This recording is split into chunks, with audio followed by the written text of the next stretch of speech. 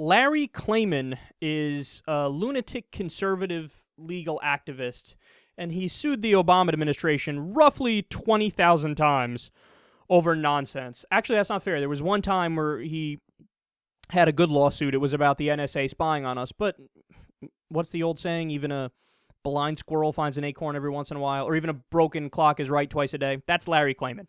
He was right about a few things by accident, but most of the time he's just a crazy far right-winger. And he recently penned an article for WorldNet Daily that shows you the depths of his stupidity. On the issue of foreign policy, Obama's foreign policy, he said, quote, President Barack Hussein Obama, who is the head of the armed forces, continues to be unwilling to admit that we are in a war with radical Islam. Obama, the first Muslim president, what? He continues, himself sympathizes not with the U.S. military, but those who oppose our efforts to rid the world of Muslim terrorism. Okay, wait. Are you actually arguing that Obama agrees more with Al-Qaeda and the Taliban and ISIS than the U.S. military, which he leads? He's the commander-in-chief of? Because that's exactly what you just said. That's got to be one of the silliest things I've ever heard in my life. Look, you can disagree and argue over the policies and the tactics that he uses to try to go after terrorism and, areas where he chose not to get involved or get involved, and that's fine. We can have a policy discussion about that. But for you to say, no, he's not even playing for the team U.S., he's playing for the terrorists. But then wouldn't he have already invaded New York? Or wouldn't he have invaded L.A.? Wouldn't he have invaded Washington and did a coup and declared himself dictator? Wouldn't he have attacked the different U.S. military bases around the U.S.? Wouldn't he have to send people on a suicide mission or something? But you're not making any sense. That's the thing. Even like Alex Jones talks about this shit all the time. Obama's a Manchurian candidate, and he's actually here to destroy the U.S., and he's part of the Illuminati New World Order. They're implementing Agenda 21, forcing you into hobbit homes, ladies and gentlemen, banning golf courses, banning cars. And then I sit there and go, what's he waiting for? After he got that first term, did he say, all right, guys, I know we have this massive plan for the NWO to do one world government, but I'd like a second term first. And then he gets the second term, and it's still been a long time. What's he waiting for now? Was he waiting for the last day of his last time in office and to say, okay, now we'll implement NWO? Alex Jones has been saying the same thing is going to take over from the early 1990s, and it hasn't fucking taken over yet. There's never been a clear example of somebody being wrong and saying the same shit over and over. But nonetheless, he continues to parrot his nonsense.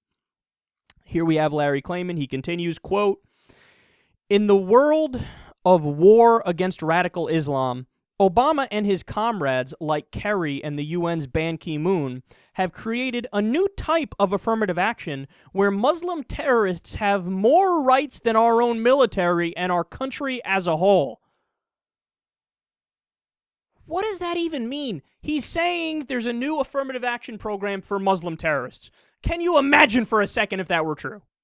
Obama's sitting in the White House. He's got his chief of staff around him and stuff. He's like, all right, guys, here's what I'm thinking. Why not let some jihadists, preferably Al-Qaeda, into the University of Delaware? Who's with me? Who's with me? No, but it's so inconceivable that it's like a comedy show to even think about it. He's doing affirmative action for terrorists. What are you talking about?